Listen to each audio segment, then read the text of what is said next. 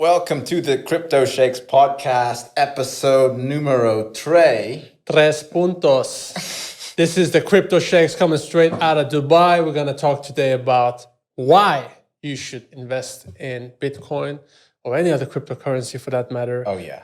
And why it's important to think about it right now. Yeah. This is the Crypto Sheikhs. This is the leading podcast in Dubai and the UAE, where you, regardless of your skill level, will learn everything from cryptocurrencies to blockchain technologies.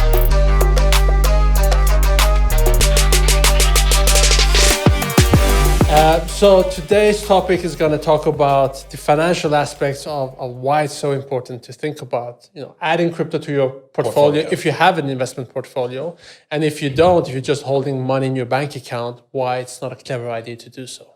100%. And I think the second part is also political. Like why, there's the financial why, and there's also for some people, the philosophy behind why, right? And we're going to break those two down kind of simply for you guys.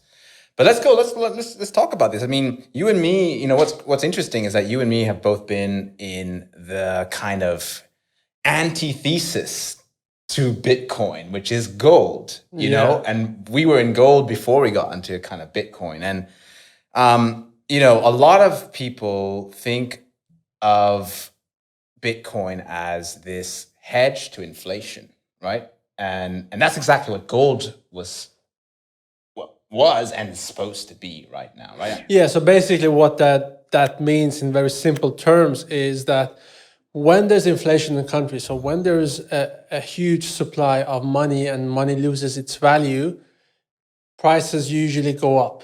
So whatever, for example, $1 would buy you today in a situation, for example, if an ice cream would cost you $1 today, in a situation where there's inflation, maybe that same ice cream would cost $5.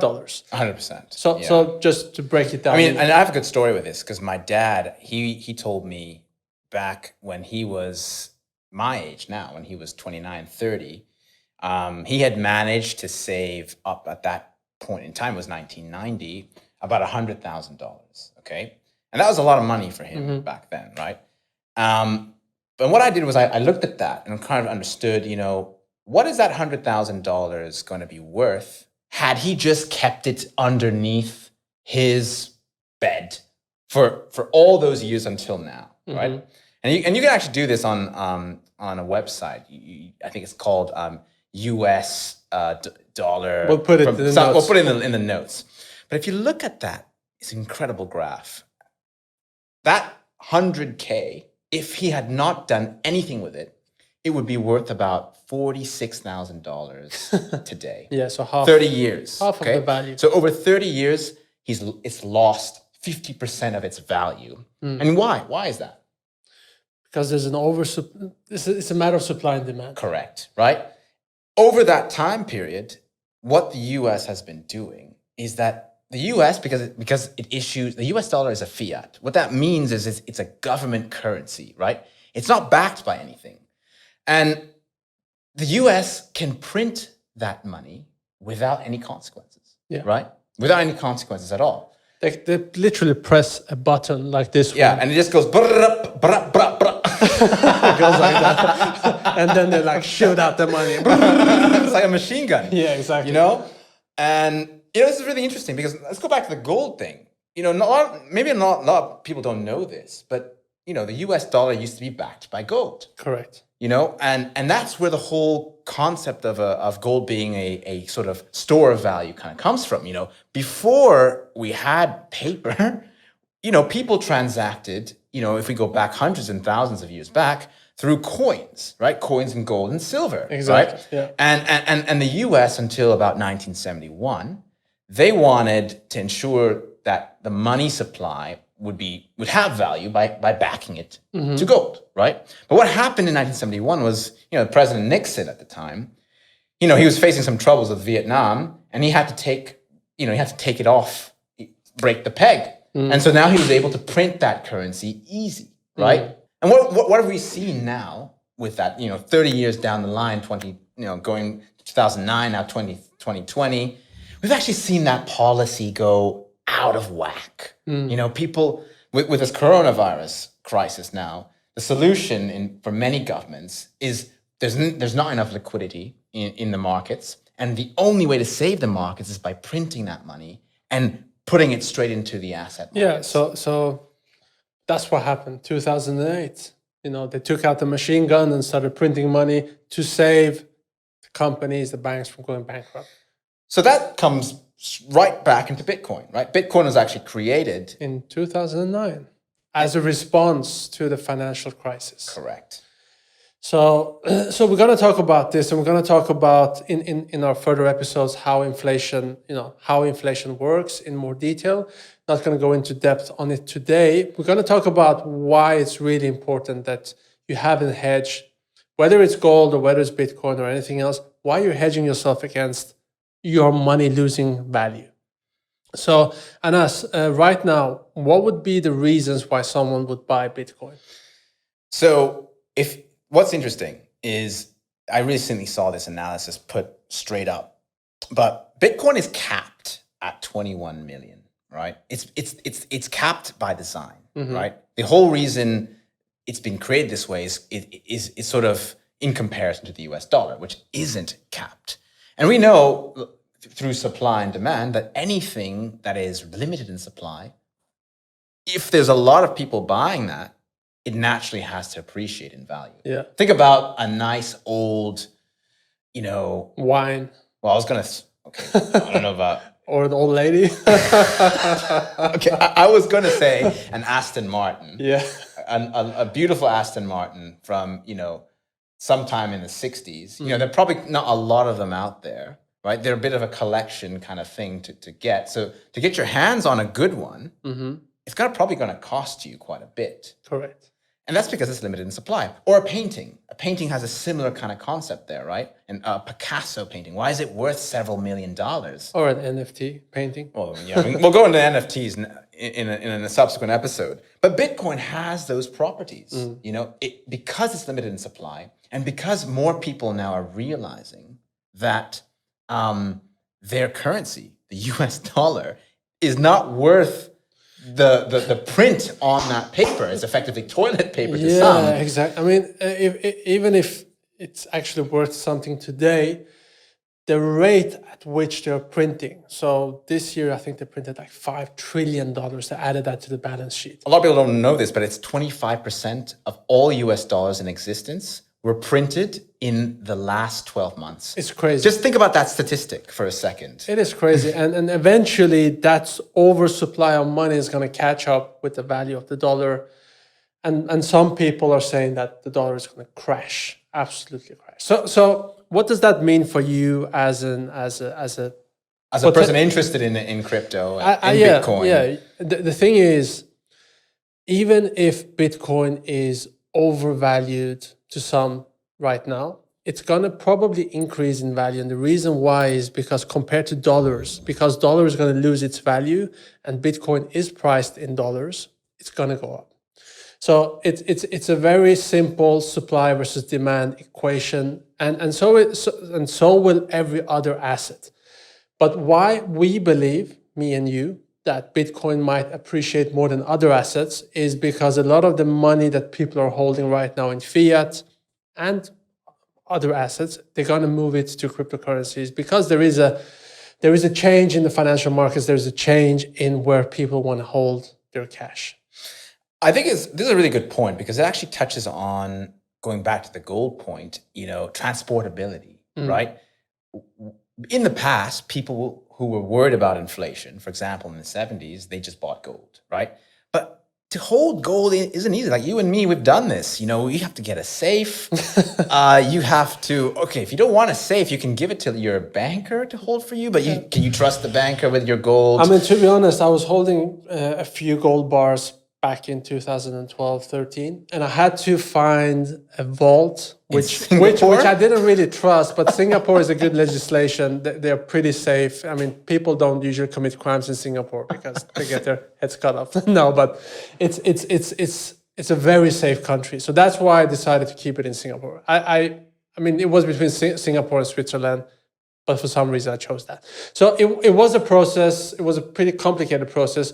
And if I had, millions and millions and billions of dollars, in order for me to hold that in gold, or if I would want to invest in gold, it's a pretty complex thing to do because you have to transport it. You cannot just take it out whenever you want and send it across the world. No, and that's it's not easy. That's a problem that crypto and Bitcoin solves, the transportability. I mean, yeah. So you and me, we've got, we talked about wallets in our last episode. One thing that maybe we didn't touch on was that some of these wallets, they don't have to be on your phone. They can be a kind of hard drive. It's like a USB. A USB, and it can be about this big. And it's quite shocking when people find out that this small little USB can hold millions or even billions of dollars. Basically, everyone is becoming their own bank. Correct. And this is actually the other thing. With gold, it's difficult to spend that gold easily. If I have my gold in my safe and I want to buy something from you, let's say you've got that nice Aston Martin, which I would love to buy. I don't want your gold. Keep your gold for yourself. Think about, okay, I could buy that with dollars if I wanted, but I have to sell the gold into dollars. It's a complex kind of transaction. But with Bitcoin, you've got that in your ledger. There's no bank who needs to get in between us to sort of be the middleman. I can instantly send you that Bitcoin, and we can exchange goods in a purely peer-to-peer fashion without any issues. Yeah, and I will see it on my phone straight away. Boom, money's in the account, cash. So that's a very, very big advantage. Compared to gold. And the thing is also that we didn't mention this, but gold is always and has always been seen as a hedge against inflation. So that's why we invested in gold back when we did. And that's why you still invested into gold, because whether it's gold or whether it's crypto, it both works to a certain extent. Yeah, to a certain extent. We're not saying gold is bad. I think gold is definitely an important part of any person's portfolio, but it's just interesting to see, and this is the argument that many crypto people say, is that Bitcoin is eating the market cap for gold. That the people who normally bought gold are now selling some of that gold for Bitcoin because it's easier for them to store, it's easier for them to buy, it's easier for them to keep it safe. Some people are comparing Bitcoin with gold and saying that it's the gold 2.0. Oh, yeah. It's the new digital gold. This is what they call it, digital gold, right? Digital gold. It's a store of value.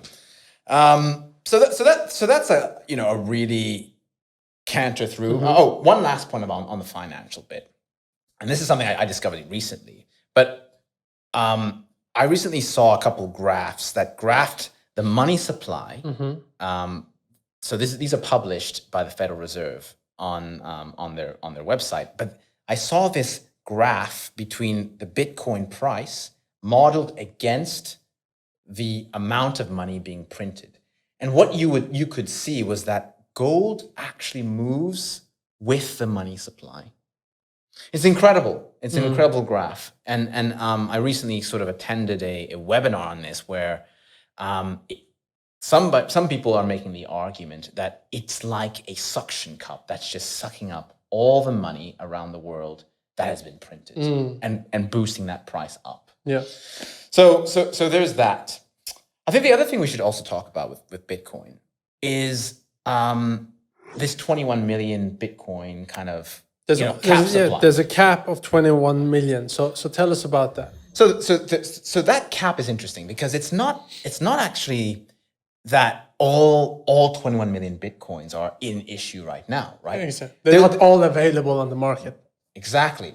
So the reason why, we actually didn't talk about this, but Satoshi Nakamoto, who is the so-called founder of Bitcoin, who nobody knows who he is or what kind of organization he belongs to. It's a pseudonym. It's a pseudonym, right? And I think I understand why. You don't want to be the founder of Bitcoin and have a target on your head wherever you are. But I think what he did was quite interesting. That he didn't create this currency to be all issued in one shot, right? The 21 million, because that would be oversupply in a market that maybe didn't have the right demand.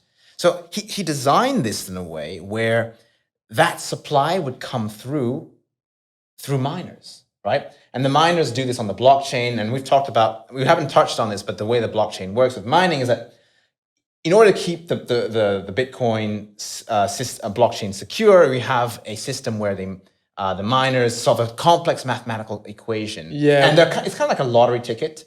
And, depending on whether you have enough computing power, you get rewarded in Bitcoin. And we will discuss... We'll go in depth on this in a separate episode. Yeah, we will discuss how complex. Blockchain is not always very easy to explain, and people don't always get it. So we will try to explain it in a separate session where we talk all about blockchain. But it's important. I want to highlight this one point, which is every day there is a little bit of Bitcoin coming onto the market being sold by miners. And the interesting part here, though, is that every 4 years you have something called a halvening, which is the supply of Bitcoin going onto the market is reduced by 50%. By 50%, yeah. This is done by design because that means that every 4 years it becomes harder to buy Bitcoin because the miners have to work harder to get the same amount of Bitcoin that they would have had 4 years ago. So let's say now they can mine 10 Bitcoin. But 4 years from now, the same amount of mining only gives them 5 Bitcoin. What does that do to the price? Increases the price. Supply goes down or reduces. Demand hopefully goes up. And automatically it's going to explode. So that's what we're seeing happening in the markets. I mean, now institutional investors, which means banks and financial institutions, are moving into the crypto market, investing, which is leading to an increase in price. So that's one thing. And I mean, the second thing is that why they should invest in it from a political standpoint is that, well, the reason why I'm invested in... Yeah, let's hear your story. The reason why I'm invested into cryptocurrency is because I don't think that the dollar is going to be the world currency for the rest of the world, for the rest of the time. And I do believe that new technologies are going to replace old technologies. So we're moving away towards a new world in the financial markets where we're going to become more digitalized, and that's going to involve cryptocurrencies. Whether the banks want it or not, whether the governments want it or not, this is out of Pandora. This is Pandora's box opening up, and they can't do anything about it to stop it. So what we're going to see is that the adoption of currencies is going to increase, and there's going to be a lot of new use cases for cryptocurrencies. You're going to be you can right now, there's something called DeFi, which we're going to talk more about, where you can lend out your cryptocurrency and earn money on it. Yeah. So it's not just holding the currency, you can actually make monthly returns. This is a really critical point, and that is going back to this political why. We used to live in this world where we all were beholden to the banks, right? The only way we could survive was by having a bank. Right. And for many people in this world, they're unbanked. Yeah. People don't realize this. People in Africa, a lot of them don't have bank accounts. There are millions of people who don't have bank accounts. And the reason why they don't have bank accounts is because they can't satisfy maybe the bank's KYC. Yeah. They can't satisfy certain requirements. Bitcoin and other cryptocurrencies are looking to solve this, I would argue, a multi-trillion-dollar problem of underservice by banks, right? That's the first thing. The second thing is a lot of people who, like you and me, are in this space, we don't feel comfortable. We don't trust the banks. So this happened to me recently. I had a transaction which I sent to abroad. It was within Europe, actually. And the bank kind of came back to me. Well, the other party didn't receive the money, okay? And I asked my bank, hey, where'd this money go? And the bank sort of said, well, we don't know. And I was like, well, what do you mean you don't know? I sent this money very clearly. Don't you have this on a ledger somewhere? I'm thinking like a blockchain. It's public. No, it's not public though. That's the thing. Banks are centralized. Banks don't disclose where your money is going, or you can't track your money online. It took me several weeks to finally track down what happened. The bank had made a mistake in moving that money. Same thing happened to me. Right now, as we speak, 2 months ago, I transferred money to Kraken, to my exchange, to buy some Bitcoins. And still, I was following up with Kraken, and they did everything to track down the payment. They said, actually, the money never reached us. You need to check with your bank. So now I've been in talks with the banks for almost a week, and they are trying to track down what happened to my money. And still, I haven't got an answer back. But if this would have been on the blockchain, I would have been able to track it down straight away. So that's why, and that's why I don't trust banks. And in many countries, people don't trust banks at all because the banks are linked to the government and they can just close your account, take your money, freeze your accounts, freeze your holdings. So more and more people are losing trust in the banks and want to take control over their money themselves. I mean, exactly, precisely that. My experience with this. Recently, I sent money to an exchange using a cryptocurrency like XRP, which I discussed before, and they didn't receive it. And this is where I can show you a quick solution to this. I immediately was able to go on that XRP ledger, find the transaction by the date that I made that transaction, because it's all public, right? Submit that through a screenshot to the bank. I mean to the exchange, and within an hour, they solve my problem. What's fantastic about this new development is that the publicity of a blockchain means solutions are not just centralized with the banks. So a lot of headaches that you might have and stress with your banking can be solved. So this is one of the key reasons a lot of people are coming into this space now. They want to be part of this revolution. They want to be unbanked in a critical way, and they want to have more financial control. Exactly. And a lot of people are asking us, so what is the price of Bitcoin going to be? Why is it a good investment? I mean, of course, we're not forecasters, but a lot of people are saying that Bitcoin by the end of this year is going to be around $150,000, which is not unlikely. It is very possible, which means around 3 times the value it has today. And that is because of the supply and demand. And Ethereum, which is underpinning a lot of the DeFi platforms, I read a study, if Ethereum would actually replace 1% of the lending that happens in the world today, the financial lending, the price of it with today's rates should correspond to an Ethereum price of around $40,000, which is a 10 times increase versus what it is today. And that does not consider inflation. That doesn't consider the increase in inflation, etc. We need to do a deep dive into Ethereum for you guys, because Ethereum is a wonderful platform for earning money in crypto. And this episode, we just wanted to talk about Bitcoin, introduce you to the big dog, crypto. Bitcoin is the king of crypto. Ethereum, and the DeFi space, there are so many opportunities to make money without just having to buy low and sell high. There are other strategies, and this is precisely what we want to talk about to help you guys understand how, you can put your money to work quite effectively through DeFi protocols and earn fixed income, earn different types of, profit on different types of strategies that don't necessarily require you to have to trade like sophisticated traders. Effectively giving you that financial freedom over time. Ethereum is like the beautiful princess in Super Mario. So, I mean, I think that concludes our discussion. Yeah, I think so. I think a lot of key points here on why we're seeing Bitcoin grow. I hope you guys loved that episode. Please subscribe and check out our next episode. We'll be talking about a lot of other very interesting content. Give us a follow on the Crypto Sheikhs. On the social media pages, Crypto Sheikhs _ we're going to talk about how you can make money using different types of platforms with your crypto. So stay tuned. It's going to be an interesting ride moving forward. See you guys. Thank you so much.